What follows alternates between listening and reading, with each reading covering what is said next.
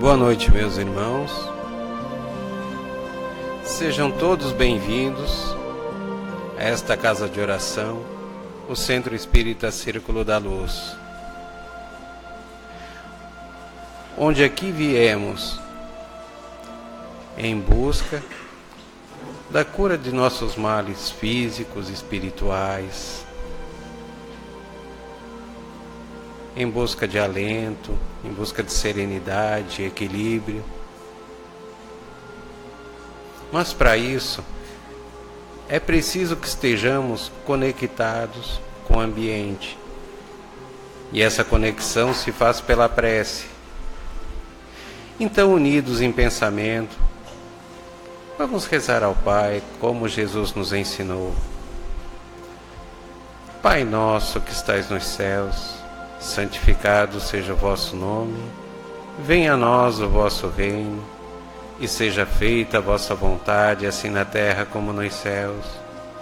O pão nosso de cada dia nos dai hoje, perdoai nossas ofensas, assim como nós perdoamos a quem nos tem ofendido, e não nos deixes cair em tentação, mas livra-nos, Pai, de todos os males, e que assim seja.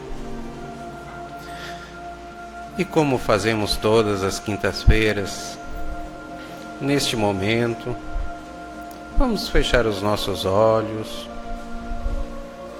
vamos nos concentrar e dirigirmos-nos em pensamento até nossos lares. Vamos percorrer cada cômodo de nossas casas.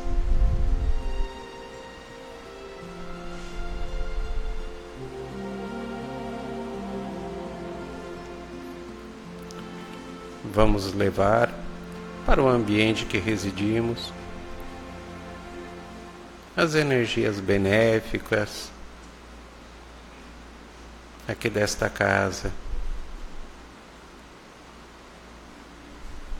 e que elas possam ser divididas também com todos aqueles que dividem o espaço conosco, nossos cônjuges, filhos, pais, irmãos, as pessoas que nos auxiliam nas tarefas do dia a dia.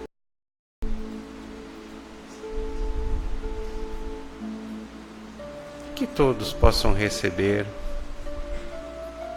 os fluidos benéficos.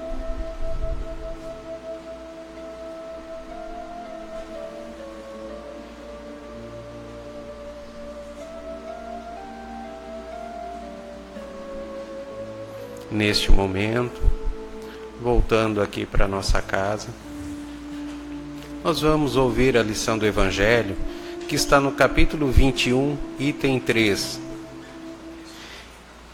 e que nos diz: tende cuidado para que alguém não vos seduza, porque muitos virão em meu nome dizendo, eu sou o Cristo, e seduzirão a muitos.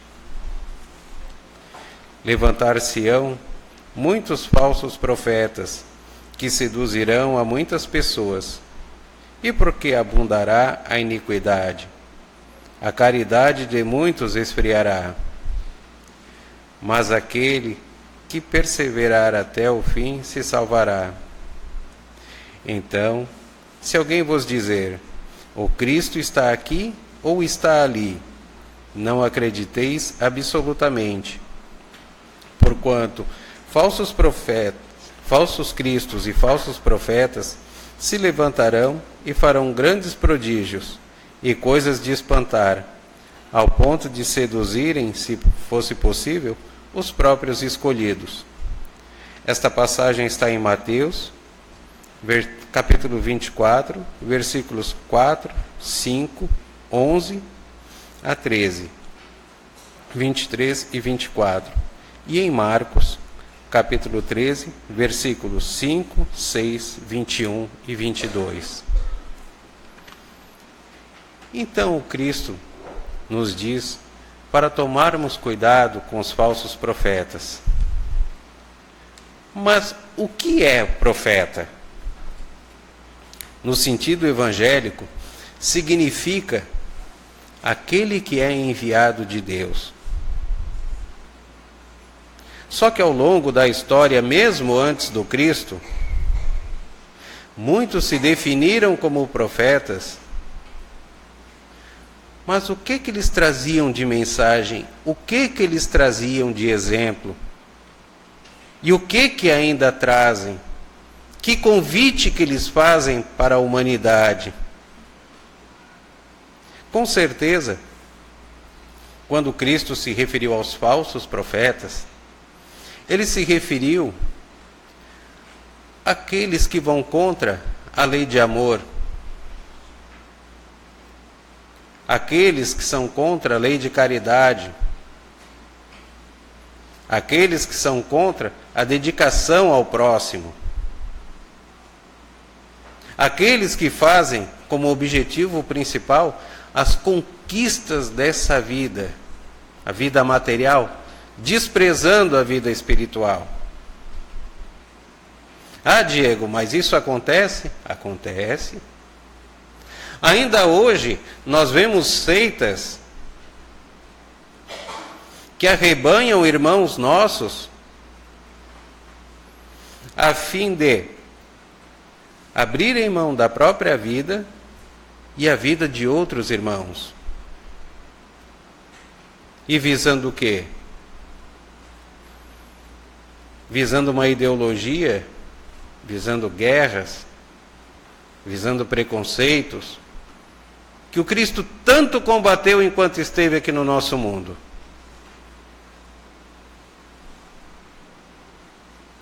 E o Evangelho ainda nos chama a atenção,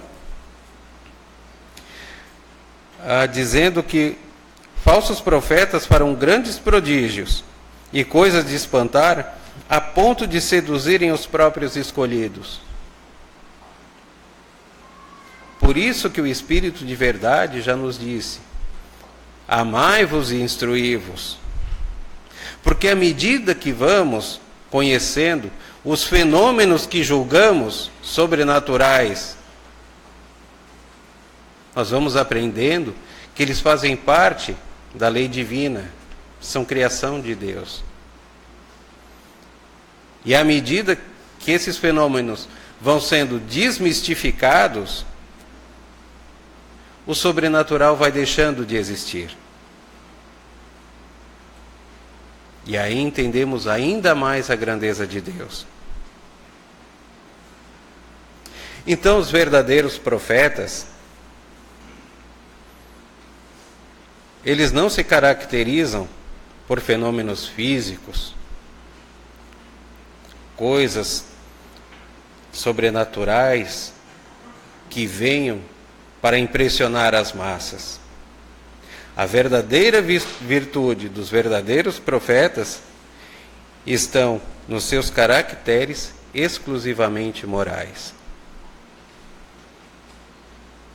Por isso precisamos ter bastante atenção. E assim encerramos a explanação do Evangelho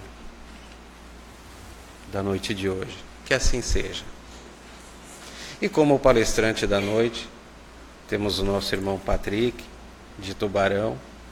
Vamos vibrar com ele, para que ele possa transcorrer o tema que preparou para nós, em harmonia, em equilíbrio, e que tiremos proveito da mensagem da noite.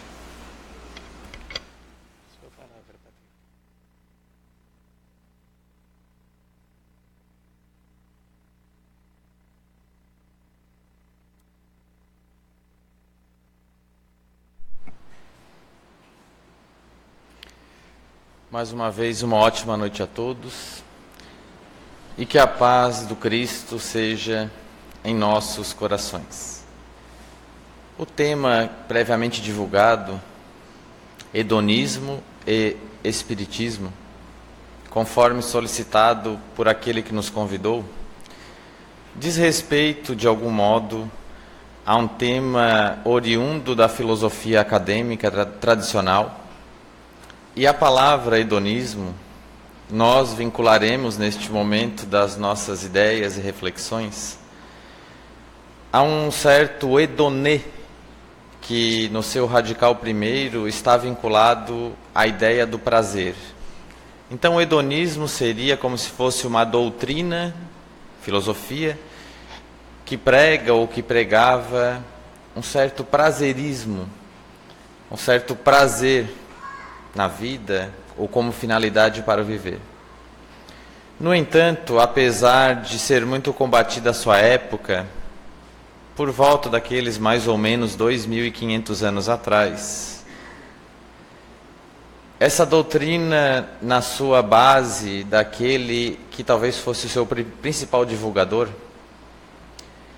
ela dizia respeito a uma ideia de prazer que, se fosse nos dias de hoje, nós diríamos se tratar de um prazer sustentável, na ideia deles mesma. Um exemplo muito cotidiano que eles colocam nos seus escritos, para entendermos o que significaria esse prazer sustentável. Essa palavra não está na doutrina, não está, a palavra é mais contemporânea, sustentável, mas para eles o exemplo do cotidiano era comer, alimentar-se de algo, evitando molhos.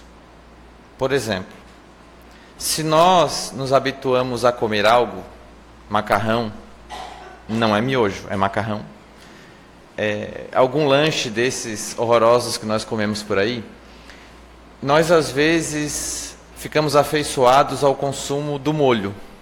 Para aqueles pensadores, a utilização do molho era prejudicial a uma felicidade mais fácil e mais sustentável, porque bastaria faltar o molho, e então haveria uma certa dificuldade para nós nos alimentarmos.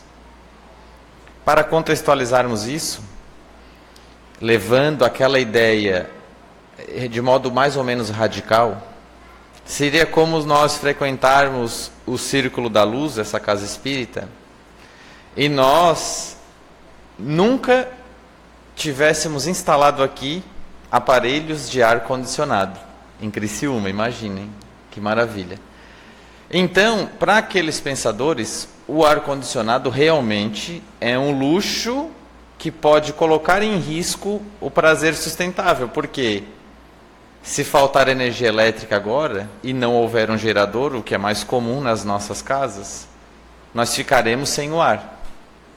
Claro que se faltar energia agora não tem nada a ver comigo, né? Culpem os espíritos, por favor.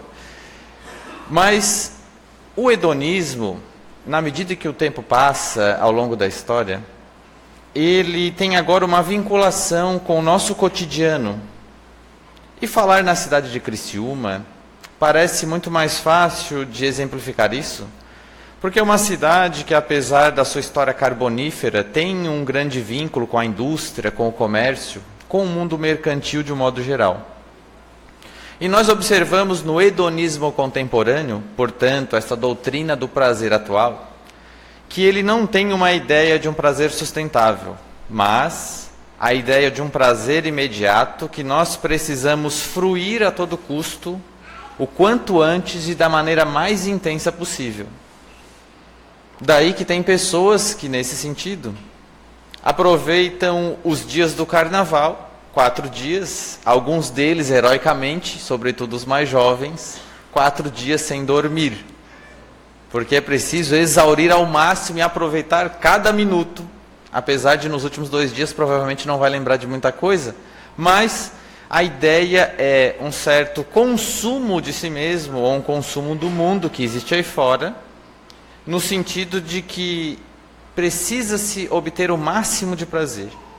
É como se fôssemos uma espécie de uma pequena uva, talvez uma laranja, e nós precisamos extrair o nosso caldo ao máximo, ficando só o bagaço mesmo. Então, essa seria uma ideia desse hedonismo contemporâneo. Para exemplificarmos, como nós citamos o mundo mercantil, imagine, por exemplo, caso já tenham visto por aí, eu vou retirar esse exemplo das palestras, mas imagine por aí ver um desses cartazes enormes, que muitas pessoas chamam de outdoor, com uma propaganda dizendo assim: você já comprou bastante coisa com seu cartão de crédito, em mais de 12 vezes.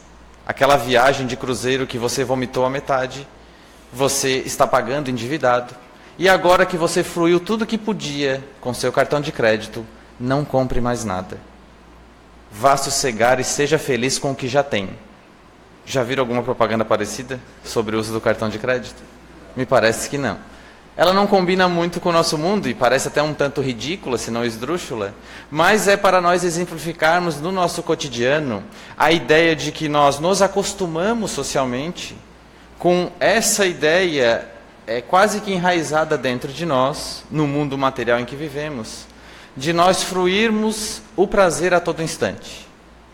Tanto que é bastante comum que nós sejamos pessoas quase tristes quando, depois de sair com um calçado novo de uma loja, ou entrando numa dessas lojas da Samsung para comprar um celular, por exemplo, nós, talvez na semana seguinte, corremos o risco de ver na vitrine da loja de calçado, da loja de celular, um modelo mais novo que o nosso. E eis que a tristeza surge na nossa porta, porque o hedonismo contemporâneo nos convida constantemente a ter o prazer do momento, e aquele que já fruímos já não serve mais. Mas nessa ideia, como nós refletimos sobre o hedonismo, esse prazerismo que citamos, e o espiritismo, podemos refletir se o espiritismo tende mais para um ou mais para o outro, fica em um meio termo, não segue a ninguém. E nós poderíamos dizer, de algum modo, que o espiritismo não segue a nenhum dos dois, embora não ignore a nenhum dos dois. Por quê? Porque nós partimos de um pressuposto, na reflexão do espiritismo, em que nós somos espíritos imortais.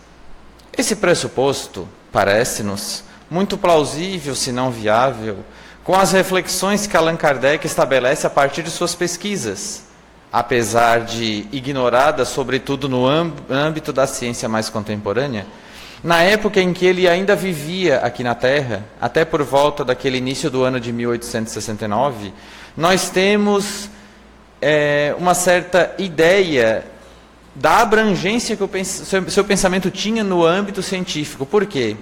Porque dali para alguns anos seguintes, houve muita pesquisa na área da fenomenologia psíquica, espirítica, se assim pudermos dizer, e muitas pessoas se debruçaram, são muitos volumes, muitas obras, muitas conclusões, como o livro Fatos Espíritas, como o livro sobre a reencarnação que vieram depois, mas na obra substanciosa de Kardec, nas suas quase algumas dezenas de volumes publicados, com as obras que nós conhecemos como fundamentais, a Revista Espírita, que no total da Revista Espírita temos aí por volta de algumas milhares de páginas, mais de 6.000 talvez, nós temos um conjunto, um catálogo imenso de fenômenos procurando evidenciar a realidade do espírito imortal.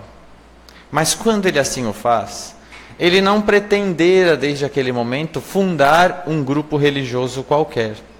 Como nós podemos ver num texto maravilhoso que ele descreve, explica a situação do espiritismo no âmbito do pensamento religioso.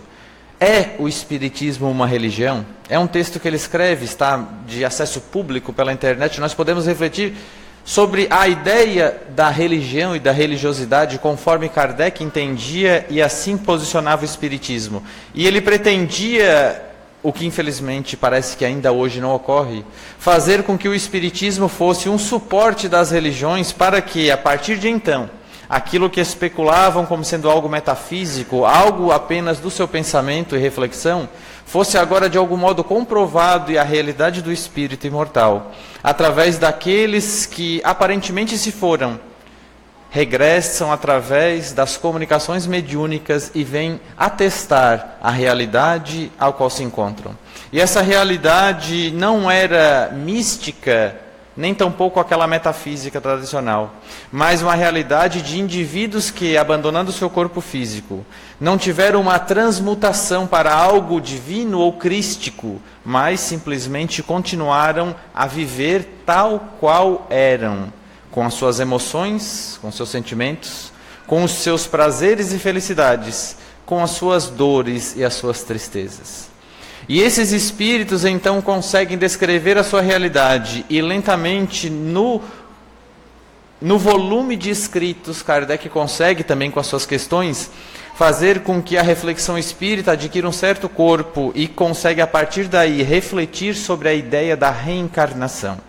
Consegue refletir sobre os aspectos de por que nós não recordamos do nosso passado. E isso, muito bem explicado naquelas obras, que não é o caso do nosso tema aqui, serve para nós, ao continuarmos a nossa palestra, a nossa reflexão, percebermos que não é possível, na visão espírita, nós ficarmos ao lado totalmente da ideia do hedonismo clássico, daquele hedonismo grego, porque naquela ideia seria como nós precisarmos abandonar tudo que fosse sofisticado, não utilizarmos mais do ar-condicionado nem do celular, porque essas coisas, quanto mais sofisticadas, ou o exemplo do molho, como nós tivemos ali, nós, de algum modo, não utilizarmos isso porque isso não serve para uma felicidade sustentável. Seria uma felicidade com poucas coisas ou quase nada, se não coisa nenhuma. Para o Espiritismo, a riqueza é um elemento de progresso. Exatamente com essas palavras, a riqueza, elemento de progresso, nós encontramos isso dentro do Evangelho segundo o Espiritismo, em reflexões sobre, no capítulo 16, sobre as questões da matéria, sobre a questão das posses, sobre a riqueza real. Mas a riqueza como elemento de progresso, ela é no sentido daquilo que proporciona ao indivíduo e, necessariamente, considerando que existe reencarnação, na ideia de que nós somos esses espíritos imortais. Nós aqui nascemos com certo propósito evolutivo, mas esse propósito não é algo para nós procurarmos em algum sentido de meditação esotérica, mas com um propósito em que nós, de algum modo, podemos reconhecer aos poucos, quando nós paramos para observar a nossa vida. Para o Espiritismo, nós fizemos certas escolhas antes de nascermos. Daí que, conforme está em O Livro dos Espíritos, na Lei de Liberdade, na parte 3ª, quando trata esse capítulo, nós temos que o espírito é livre, tem livre arbítrio, quando ele está desencarnado. E quando encarnado, ele não tem mais livre-arbítrio? Tem um livre-arbítrio relativo. Por quê? Porque ele já escolheu nascer no corpo em que está.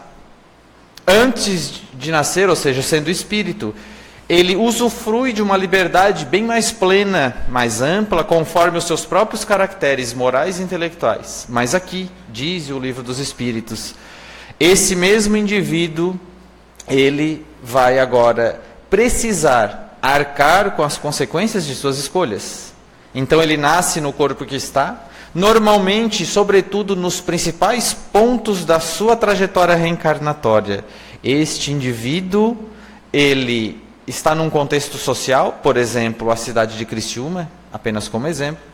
Ele tem um certo contexto orgânico cerebral, vamos dizer assim, e a sua estrutura do encéfalo e todas essas partes que dizem respeito às suas possibilidades cognitivas, o seu corpo na sua estrutura física dando-lhe força, vai fazer com que ele tenha certas aptidões, em alguns casos, alguns itens que estão relacionados às suas vocações, às suas possibilidades de pensar, de refletir, daí que nós, muitas vezes, mesmo com a proposta do mundo, nesses livros muito simples, muito singelos mesmo, em termos de intelectualidade, que nós chamamos de autoajuda, esses livros muitas vezes propõem, naquelas bancas de rodoviária, por exemplo, uma certa felicidade que parece caber todo mundo, como se todo mundo pudesse ser o que quiser. E essa ideia parece que é crença comum de muita gente. Parece que nessa ideia, como diz lá, 7 regras, 7 ideias, 7 coisas, ou sei lá o que, para ser um homem eficaz. E o livro funcionou tanto que ele escreveu um outro livro, 7 possibilidades de ser mais eficaz ainda. Né? E a autoajuda, como diz um certo palestrante brasileiro materialista, ela ajuda muito o dono do livro. Então, nesse sentido, nós precisamos refletir com o Espiritismo, que é a nossa proposta, de que nós temos uma liberdade limitada. liberdade limitada naquilo em que nós escolhemos aqui. Então nós não poderemos nos encaixar em qualquer lugar. Nesse sentido, claro. Por favor, levemos em conta que a palestra é muito curta e não dá de explicar todas as minúcias. Mas é para nós pensarmos que, se compararmos, por exemplo, com um concurso público, se todo mundo no Brasil quiser entrar no mesmo concurso público, meus amigos, não vai ser fácil. Primeiro que só terão algumas vagas. E ainda sem contar que muitas outras vagas não serão preenchidas, porque todo mundo vai querer a mesma coisa. Se a felicidade estiver exatamente sempre no mesmo emprego, é bem provável que nós tenhamos um grande desequilíbrio social, como já há muitos. Mas não também é sobre isso a nossa reflexão. A nossa reflexão nessa ideia do hedonismo com o espiritismo é de nós pensarmos que o usufruto da matéria para o espiritismo ele não é tão medíocre, tão simples como o hedonismo clássico, ou seja, abandonar tudo a título de uma felicidade sustentável. E nem tampouco, apesar do espiritismo endossar a ideia da riqueza como elemento de progresso, a riqueza é um elemento de progresso no sentido daquilo que proporciona na Terra. Faz com que aos poucos, com o desenvolvimento das ciências, possa o indivíduo aqui na Terra proporcionar um planeta melhor, mais acessível a todos quantos aqui residimos. E essa possibilidade de estarmos aqui faz com que nós, com esse elemento de progresso, ou seja, verificando na ciência, nas tecnologias, que nós alcançamos certas riquezas, ou seja, nós somos premiados com a nossa competência em apresentar uma coisa nova no mundo. Isso é um estímulo, é um estimulante para que as pessoas, para que a sociedade lute para realmente ter um progresso nesse sentido, porque cada pessoa que luta para ser reconhecido com uma obra que faz, na engenharia, na robótica, na gastronomia, em tantas coisas, na estética e muitas outras. Esses indivíduos, eles lutam para ser reconhecidos, para ter um produto melhor, que vai atender uma demanda muito maior de pessoas. E esse reconhecimento é um estimulante, porque os indivíduos sabem que, de algum modo, obterão certas riquezas com aquilo. Nós não estamos refletindo sobre ideias políticas de socialismo e capitalismo, longe disso. Mas é pensarmos que isso realmente é um incentivo para que as pessoas busquem essa renovação material. Mas aí vem a ideia espírita. A ideia espírita é que, sendo cada um de nós espíritos, sendo cada um de nós aqui indivíduos que escolheram, em linhas gerais, que escolhemos a reencarnação atual, para, de algum modo, desenvolvermos outras potencialidades que talvez ainda não estejam bem desenvolvidas, para aparar arestas do nosso caráter, para reencontrar pessoas que amamos e também alguns desafetos. Nós aqui estamos não com a finalidade de ter as riquezas, mas de utilizá-las na medida das nossas possibilidades, mas com o foco na nossa questão espiritual. E talvez aí seja a parte mais difícil de relacionarmos. Porque quando assim damos esse salto reflexivo, muitas vezes parece que existe um rompimento. Parece que agora, como nós falaremos de uma felicidade espiritual, nós precisamos ignorar que estamos em um corpo, nós precisamos ignorar que durante a palestra às vezes temos fome, parece que nós precisamos ignorar que a nossa vida ali fora, logo mais tem um concurso para fazer, tem um cargo a ocupar, que amanhã temos que trabalhar, mas não é isso. Justamente é na posição em que ocupamos, ou na que pretendemos ocupar, muitas vezes, é que estão realmente compromissos que nós assumimos. Pelo que percebemos, não são poucos os indivíduos sobre a Terra que parecem abandonar os seus próprios compromissos morais, ou, se preferirmos, compromissos éticos. Por quê? Porque não há indivíduo na Terra que tenha nascido para fazer outrem sofrer. Mas isso acontece dado o tipo humano, que ainda é muito mais primitivo do que avançado, nessa visão do Espiritismo. E nesse sentido, solicita-nos o Espiritismo, como nós vemos nas questões que tratam das paixões, questões de 907 a 912 em O Livro dos Espíritos, a ideia de que nós precisamos resistir a certos impulsos das nossas paixões, ou, se preferirmos, dos nossos desejos, mesmo os mais secretos.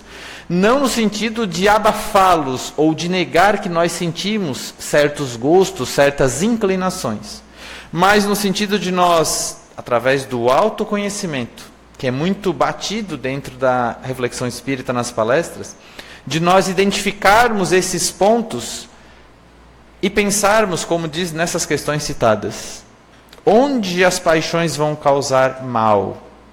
Onde está o mal nisso? E dirão os espíritos que as paixões, elas são ruins quando causam um mal qualquer aos outros ou a nós próprios. Não é muito difícil refletir sobre isso. Se nós utilizarmos o próprio exemplo do estômago, e de repente nós nos habituarmos, dadas as possibilidades financeiras que talvez tenhamos, de repente nós passemos a usufruir de um rodízio de massas ou de um rodízio de carnes todos os dias, né? Exercitando o nosso estômago, essa pecinha quase elástica.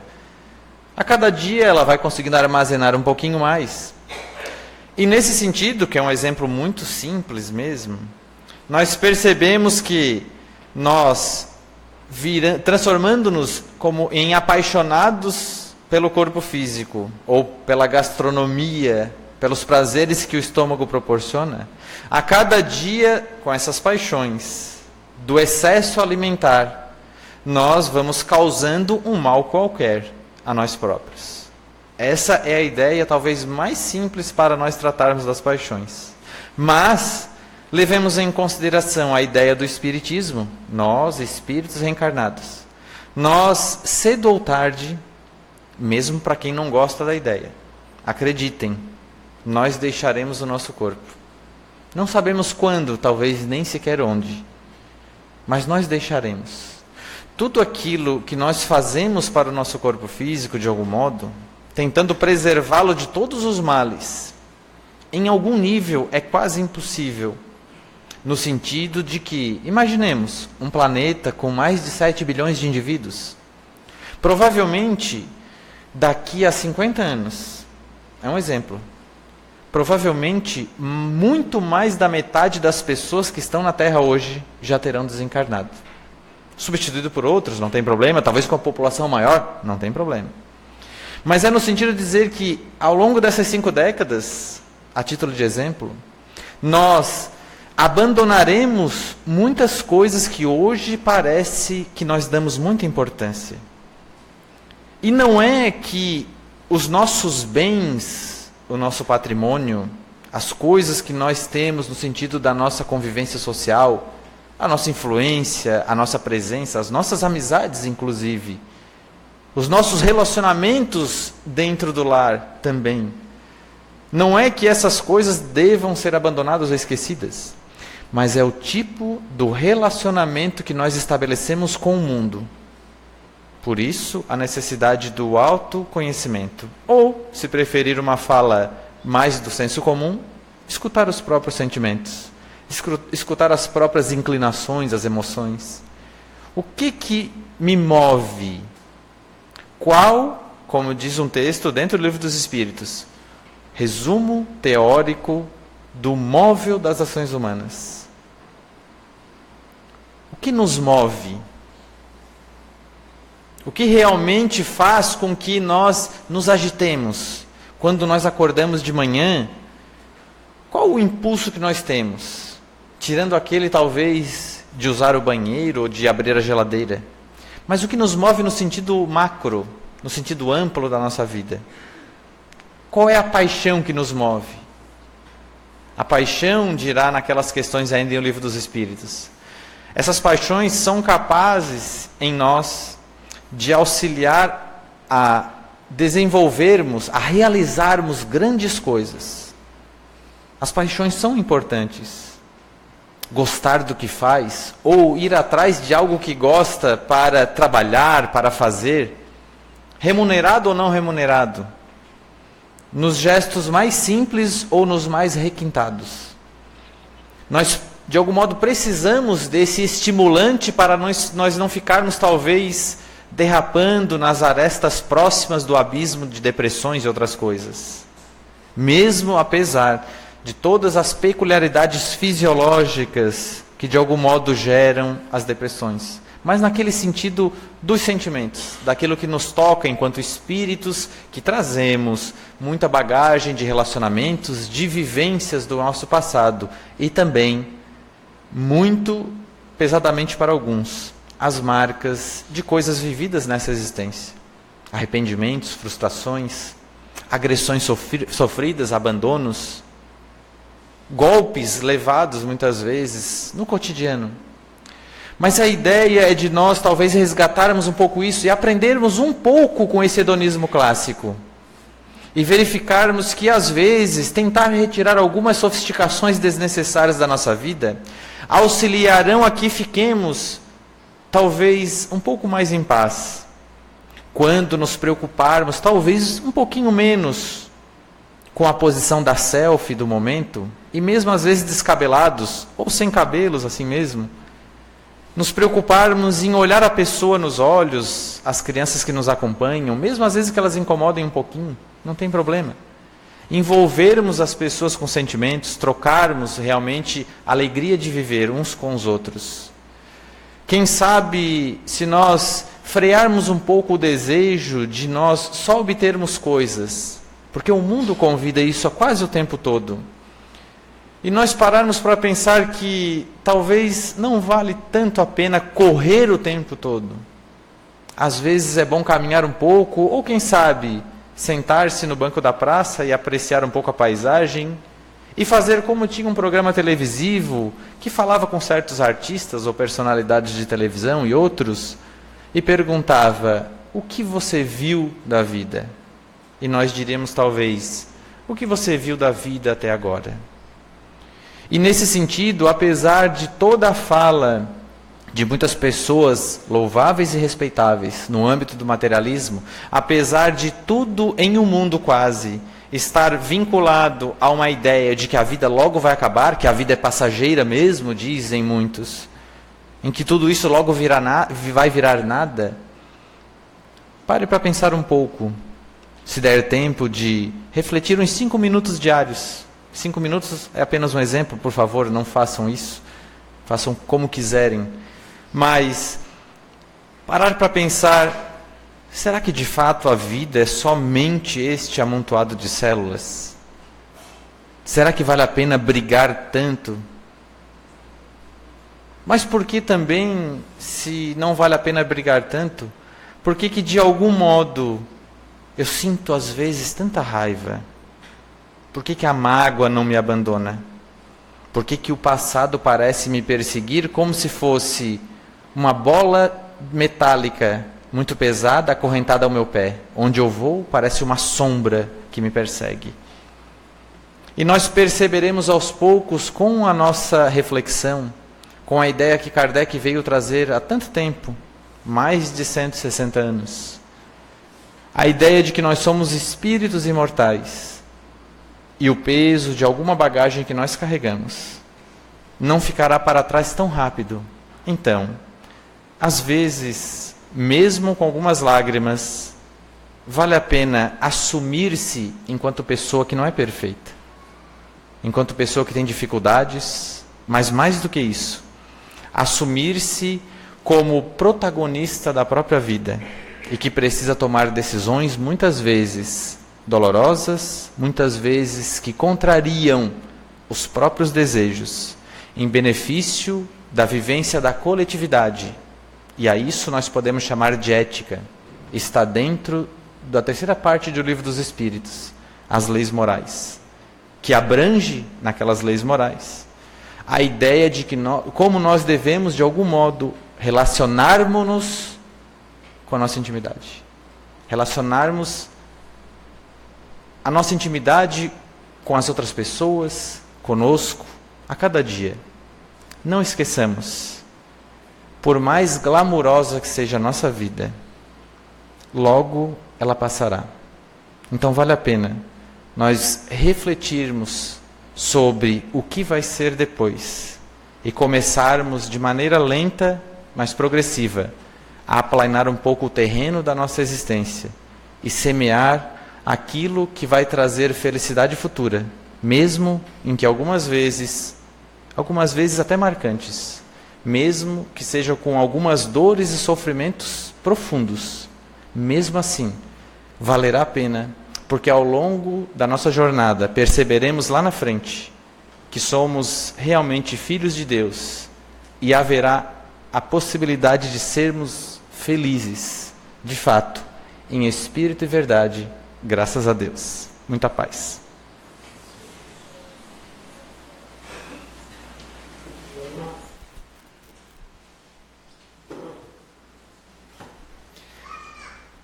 E é assim, agradecemos ao nosso irmão Patrick pelo conteúdo que trouxe na noite de hoje.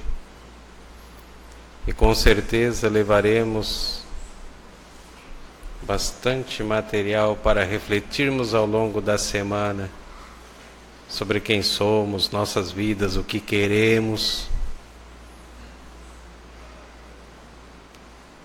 até onde já progredimos, o que podemos fazer para progredir mais e, como ele mesmo falou, sermos protagonistas da nossa vida.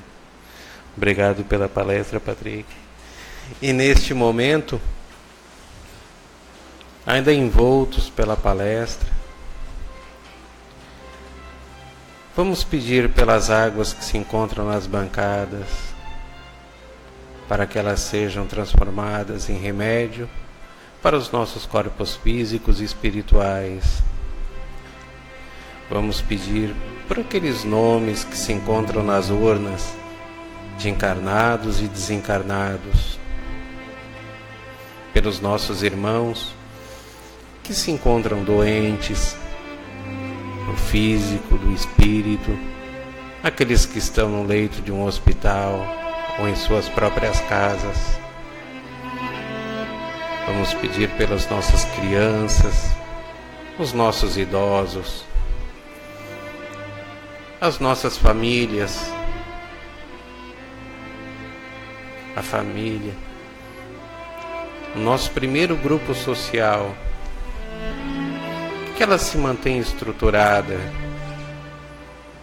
que seja lá onde aprendamos as primeiras noções do cristianismo,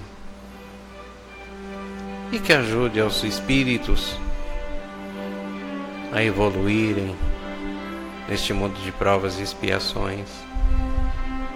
Vamos pedir também pelos nossos irmãos que se encontram desempregados, por aqueles vítimas de toda a violência e também por aqueles irmãos que as praticam e que muitas vezes só recebem as nossas condenações, as nossas energias negativas. Vamos pedir pelo nosso país, pelo nosso planeta, que é nosso lar, para que possamos torná-lo melhor para os nossos descendentes e para nós mesmos. Vamos pedir por aqueles que não puderam estar aqui nesta noite, por nós mesmos e pela intenção que cada um traz dentro de si. E neste momento passamos para o passe que é transfusão de energia, onde a espiritualidade bondosa que já prepara esse ambiente diuturnamente vem com todo o amor derramar sobre nós os bálsamos salutares, a fim de restituir as nossas energias físicas e espirituais, para que possamos enfrentar com mais equilíbrio, com mais harmonia, os embates do dia a dia.